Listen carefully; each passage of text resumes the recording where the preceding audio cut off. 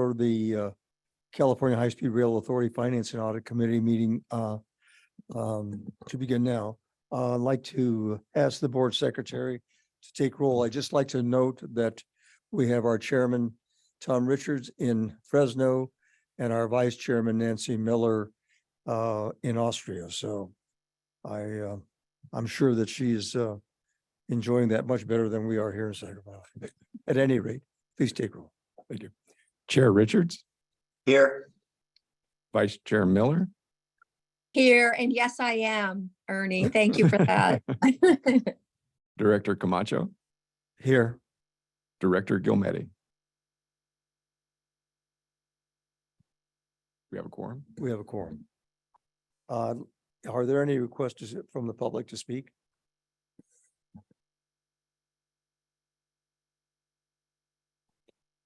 Yes, sir. None. Yes. Yes, there are. Thank you, Mr. Chairman. Good morning, everybody. Before we begin the public comment of the California High-Speed Rail Finance and Audit Committee meeting, I would like to go over some important information. For members of the public who have joined in person and wish to provide public comment, you will be called upon in the order we have received your card. If you are joining the meeting via Zoom and wish to provide public comment, please use the raise your hand feature located at the bottom of your screen. Or if you are dialing in by phone, pressing the number 2 will raise your hand and put you into the queue. Speakers will be called upon in the order their hands are raised. Once you are in the queue and your name is called, please click the prompt on your screen to allow the microphone to be unmuted.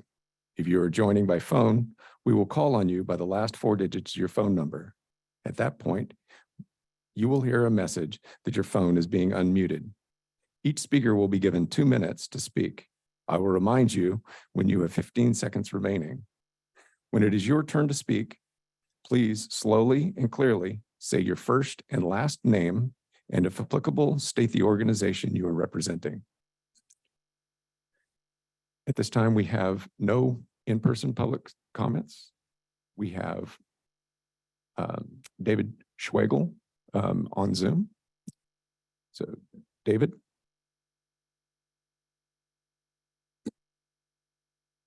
Mr. Schwegel? Okay. Yes, I'm here. Can you hear me now? Yes. Yes. Okay. So this is David Schwegel, D-A-V-I-D, Schwegel, S-C-H-W-E-G-E-L, spelled like Swedish Rose Bagel. And I'm underscoring the value in having workshops. When it comes to workshops, please check with Executive Director James Corliss of the Sacramento Area Council of Governments. He brings people in from all over the nation to participate in these workshops. One of the critical workshops, I'd say, for California High-Speed Rail is a collaborative effort with Brightline. It's looking like Brightline's going to be up and running by the 2028 Summer Olympics, and they actually go by Brightline West. Specifically, if there's a way to coordinate. Yes. See if there's a way to coordinate Palmdale to Burbank and Bakersfield to Palmdale. As we know, Palmdale to Burbank is the engineering and public relations challenge of the century, and I'm sure we all remember the 142 public comments. The vast majority of them were opposed to the Palmdale to Burbank alignments. That was a board meeting where we didn't even get to the agenda until 6 p.m.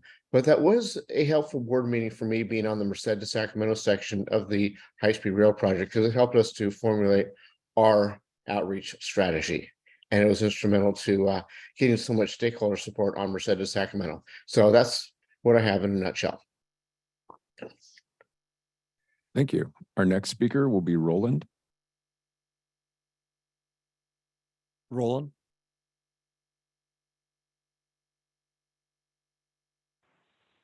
Good morning, Director Camacho and board members. A very quick comment.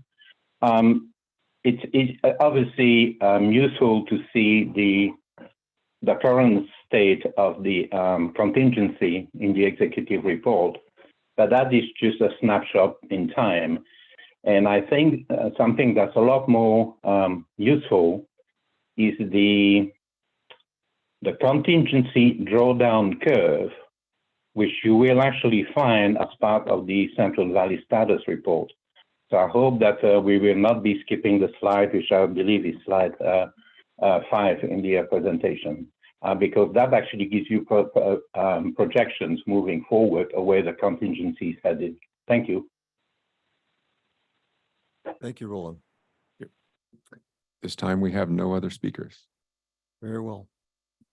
We'll just move on to the agenda item number 1, which is the approval of the minutes of July 27th. Is there a motion to approve? So move. Second, Chair Richards,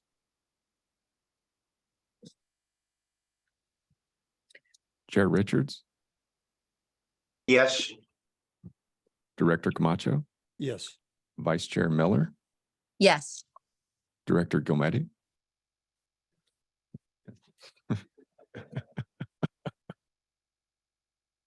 That motion is carried. The minutes are approved. We'll move to first agenda item or the second agenda item, which is the remarks from the chairman. I have no remarks. So we'll move to item number 3. We'll call on Brian Ennis.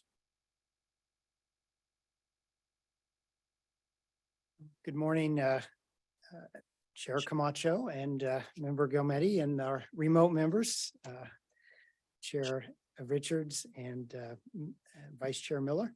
I'm going to present off a PowerPoint that you'll have in your binders as well. This is our financial report executive summary. If I could get the next slide, please.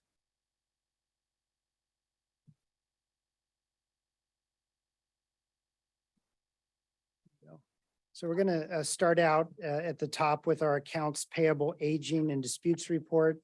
Happy to report again, no late payments. We're over 6 years with no late payments. In terms of disputes, we do have a increase from May to June. If you'll note on the second line of the table, from 128 million to 200 million in disputes. The vast majority of those are a single contractor, that's a Dorados Flatiron, and they do tend to submit invoices that have pending change orders on them before those change orders are approved, and therefore we dispute those, and that's why we have a large number here. But without that one contractor, the number is very small. The increase from 128 million to 200 million is primarily tied to some change orders related to the Tule River Viaduct. And that is a issue that is active right now and probably will have a fairly quick resolution. So in an upcoming meeting, we'll probably be able to brief the board on that one. Moving to the bottom of the page, cash management report. Our bond funds available as cash are down a bit. There was no activity in terms of bond sales or commercial paper for the month of June. So expenditures of those bond funds reduced the balance to about 750 million.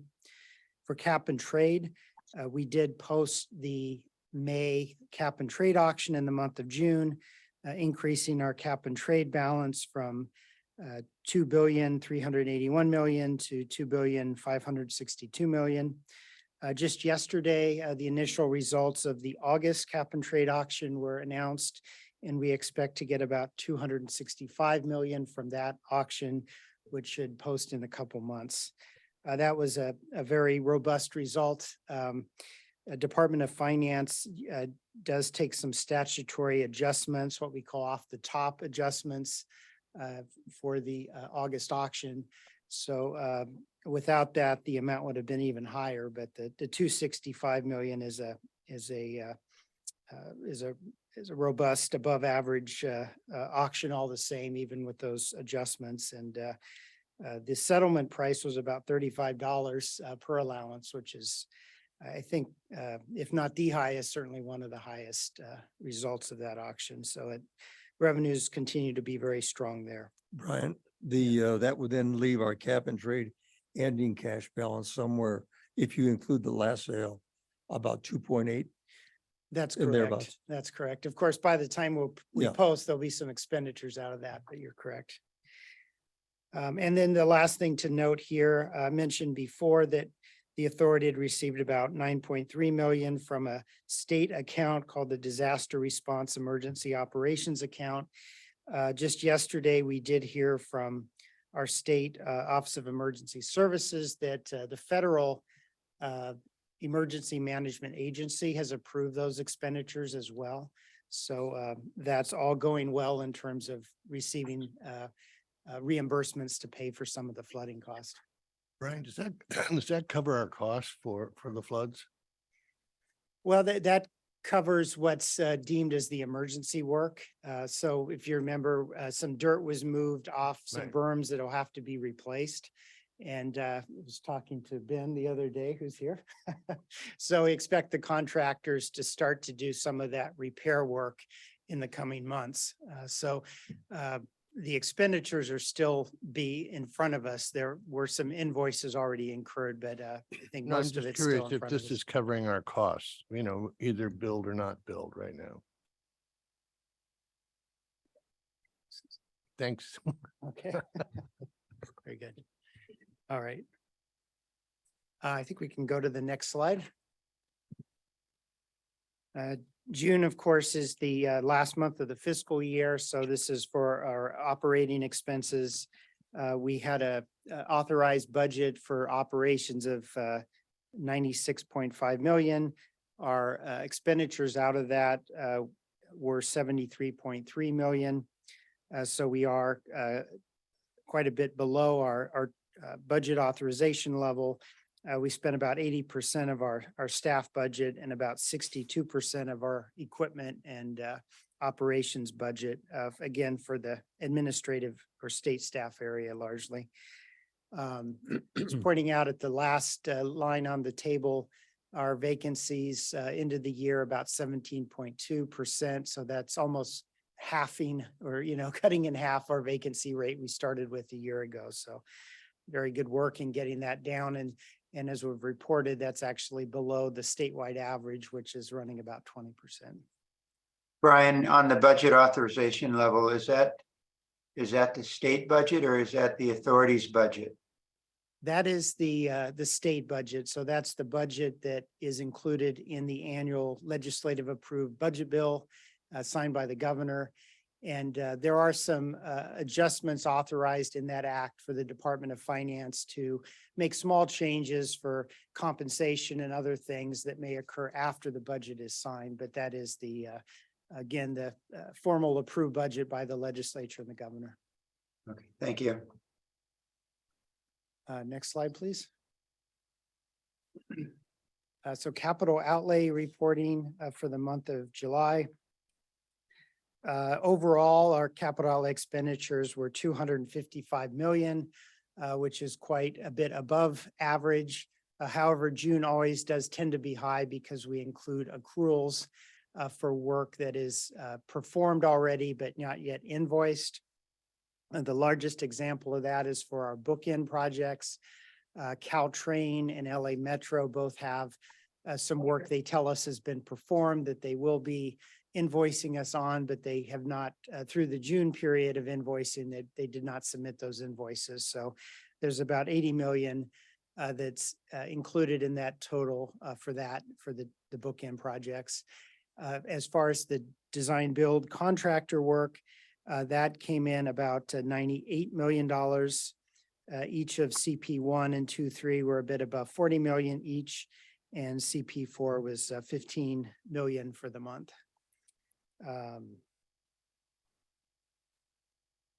If there's no questions on that, I'll move to the next slide. So our total project expenditures are now above $11 billion. This is cumulative since 2006. No changes. Well, actually, I believe there is one change in this bottom graph. I think June was when we received the RAISE grant for the Fresno Depot. So I think you're seeing that line on this bottom table for the first time. We will, in the CEO report of the full board, go through some of the grant applications we submitted in August as well. Next slide. Contracts and expenditure reports. We did have a drop of 30 active contracts. It sort of ties to number of contracts always have an end date of June 30th and December 31st are the common end dates for contracts. So in some cases, those contracts were expired and then we implemented a new contract with the same entity. But a few contracts ended. I believe, for example, the Caltrans Highway 99 contract ended June 30th. So a few did drop off permanently. Overall, you'll note our small business utilization rate that fluctuates a bit is down to 23.4%. When we remove contracts from our number of active contracts, it's sort of a different pool of contracts to draw the ratio from. So I think that's the reason you see the month over month change to the small business rates. We do. Go ahead. Brian, last meeting I'd asked Brian Kelly if we could get a breakout on the small business participation being one is the professional services and one being for construction services. Could you perhaps for the next board meeting get that information? We just want to know what the percentages are. Right. And just to be clear, that I think you're saying we do break it out by DB and other, but you're saying I wrote down What are professional we, services. what is the breakout for professional services versus construction services? Okay. I think Brian made a comment that he was saying that that we exceed our goal on professional services, but are lagging behind on construction. That's right. Got it. Yeah, our overall, if we exclude the 3 DB contracts, all other contracts are 28.3% toward the small business goal. But I think, yeah, the split you articulated is a different combination of contracts. So Yeah. we'll go ahead and try to get that. If you for could break that out. for us. Yeah. All right. Thank you. Next slide, please. All right, Brian, if you make, would you go back to, or if you can, would you go back to slide 5 for a moment? On slide 5, on the 3 raise grants, can you just tell us how to, on each of these grants, the percentages are seemingly a bit different on what the state match is. How's the state match calculated? Well, it's really dependent on the amount the federal government gives us. Generally, we have recently been applying for the maximum federal proportion of any activity, and the RAISE program, I believe, is an 80-20, 80% federal eligibility, 20% state. In the most recent grant award, Fresno Depot, we did apply for 25 million. And the federal government called us and they said, I would like to give you 20. Will you take that amount and do the whole project? We said yes. So that dropped the proportion on that one to a 60-40, 60% federal, 20% state. The prior one, the Merced extension design, we asked for 25, we received 25. And I think the first one, the State Route 46, we asked for 25, got 24. But generally we've gone in asking for the 80-20 in that program. And in most cases got pretty close to that, but the most recent one we dropped to 60-40. Is there, and to follow up on that for a moment, are you aware of any federal programs that we can apply for that would help with the renovation costs for historic buildings that are on the National Register? Not off the bat, but yeah, happy to look at that. Are you speaking of the Fresno Depot as well? Yeah, For that yeah, one? it's on the National Register. Okay. Yeah, we'll check on that and see if there's anything we can report to you offline or at the next meeting. Okay, thank you. We can move to that slide. Yes. So the contingency reporting, there's quite a bit of activity in the month of June to report, and most of the detailed information is in the Central Valley Status Report. This is slide 7. But I'll just summarize here. For CP23, we had a total of 88.8 million in, I guess, across 17 change orders. Again, those are detailed in the CVSR. Just to give you a sense of them, the largest was the Tide Arch Bridge. It came in about 24 million. That was a bridge that had some design changes because it's over a state highway, and Caltrans has a plan to ultimately expand that state highway. So design had to be changed. Some additional costs were added to that one. Also, Tule River Viaduct was the second largest, an $18 million interim change order because the contractor is doing some work on that structure while we finalize the overall change order for that work. Moving down that monthly authorized row and the top table, there's a $12.1 million other category. And that's some of the regional consultants. We have, of course, 2 open environmental segments, Palmdale to Burbank and LA to Anaheim. So some funds were added to those contracts to complete that work. And lastly, at the bottom, we note $107 million utility-related change order, specifically for PG&E and AT&T facilities relocation on CP1. So that was approved as well in our governance actions in June. I think the contract was actually, or the change order was fully executed, I believe, in July. So it's not on the in the CVSR, but for these larger ones, we report them when they're approved through our governance. And so Brian, on that one, the cost change is completely or 100% related to the scope change. Is that correct? On the PG&E and AT&T? Yeah. Well, those are those particular set of, it's really multiple relocations in each case is based on final design for those. So in that sense, yes, it's based on the full knowledge of what exists and where it needs to move to and the cost of that. Okay, thank you. Next slide, please. So the last slide here is the look ahead toward the data we'll share in detail at next month's board meeting. So preliminary data for July through July 31st. Starting at the top with capital outlay. We report first on the construction packages.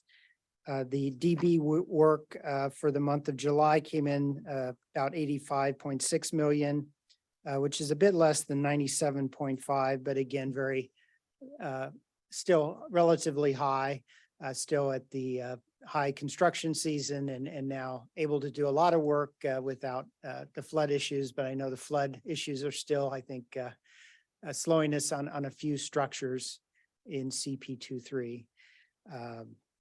We had overall capital expenditures of about $111 million all in. The 2 bottom updates, not much to report in either category. State staffing stayed the same in July, and no change in our grant status, federal grant status in the month of July. Again, in the CO report to the full board, we'll talk about our 2 applications we submitted in August. That completes the financial report. Thank you very much. Are there any comments or questions? Tom or Nancy? No, thank you, Mr. Chair. No, thank you, Mr. Chair. Daniel, you provide the Central Valley status report. Thank you.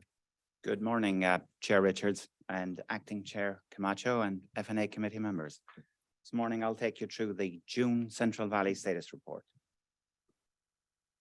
So in terms of contractors' expenditures, it was a total of 97.5 million. That was made up of 40 million from CP1, 42 million from CP23, and 15 million from CP4. We executed a total of 34 change orders in the month of June, totaling 99 million. As Brian said earlier, the biggest of these was Tight Arch Bridge and the interim change order for Thule River. We had a risk contingency balance as of the end of June of 1.85 billion. Okay, construction labor, again, very positive. It continues to grow. We had a figure which was an all-time record of 1,345 construction workers in the month of June. So this is a leading indication of construction progress. Okay, in terms of structures, we have 71 structures either in construction or underway. We all started construction on a new structure. This was down in Alpaw, so this was the Alpaw Allensworth structure. So we've got 71 structures now either complete or in construction.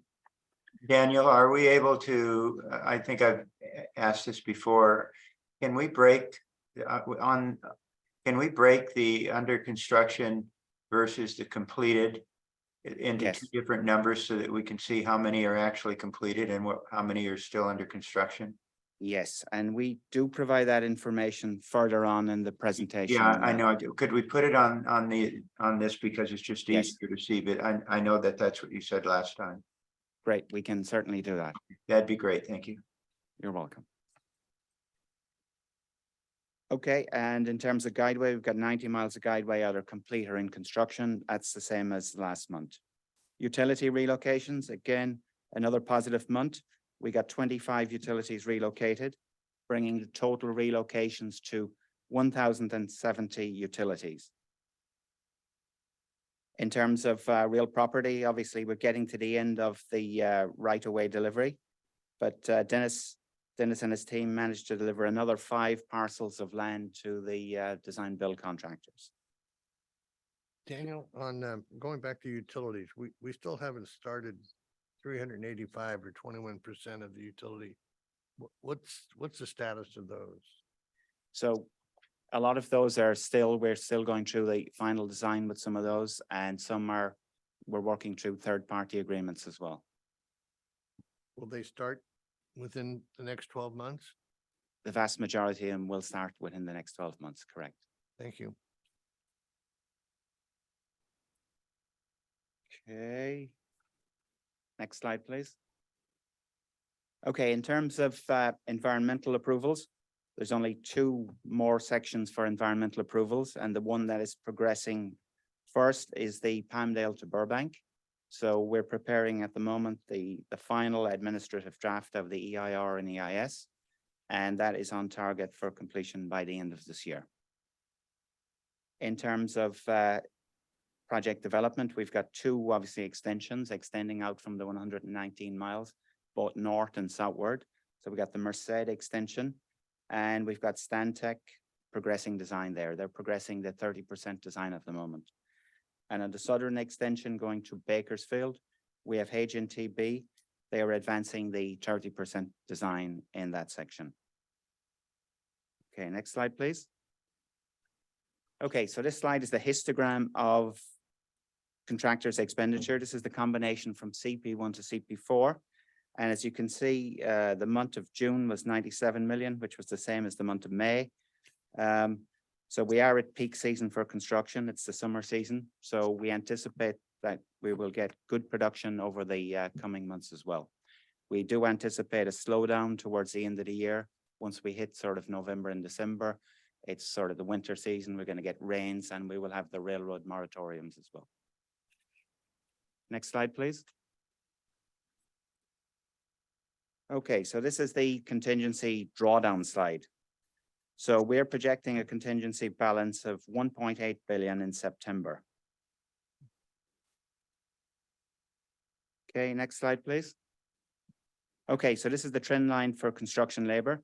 As you can see, June was a good month, 1,345. That was an all-time record for the program. And we anticipate that trend to continue in the next 2 or 3 months. Next slide, please. Okay, so this slide is more detailed. The top line is obviously showing the progress of the guideway. So we're on target there. In terms of structures, we got one new structure into construction. And in terms of completion, we had very good success on CP4. So on the 18th of July, the McCombs Avenue Bridge was open to traffic. On the 3rd of August, Pozo Avenue Underpass was open to traffic. And on the 9th of August, the Merced Avenue was open to traffic. So all 11 structures now on CP4 as of today are fully completed. Okay, next slide, please. Okay, this shows the utility relocations. As you can see, we've set a target of getting 1,216 utilities completed by the end of the year relocated. We are tracking on target. We are working very closely with Dennis Kim and his team to ensure that we achieve this target. At the moment, we are confident that we will achieve this target. Next slide, please. So I should say, maybe to pick up on Director Gilmetti's comments, we also have 369 utilities in progress. They're utilities where we have started construction but not completed the relocation. So sometimes, for example, with the telecoms, the AT&T utilities, it can take a year from start to finish. Because first you've got to do the civil works, and then you've got to do the cutovers. And the cutovers can be quite a protracted process because AT&T have to contact all their customers to allow the cutover to take place. Okay, the next slide shows, well, it's got a lot of figures on there. No, have I missed the slide? Oh yeah, so let's go back to one slide, please. No, next, yes, this one. So this is the slide with a huge number of, a lot of data here, but I'm just going to focus your attention on the column that's titled CP4.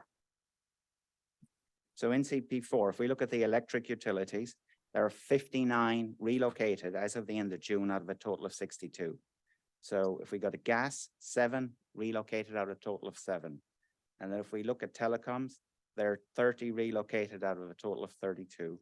And if we look at wet, we have relocated 21 out of 42. So as you can see on CP4, we are nearing the completion of the utility relocations. Okay, next slide, please. Okay, so this slide shows the histogram of the right-of-way delivery to the design build contractors. As I said earlier, we delivered 5 parcels to the design build contractors. We are tracking on target. I think it's worth noting as well that we have now handed over 2,230 parcels to the design builders. There are only 62 more parcels left.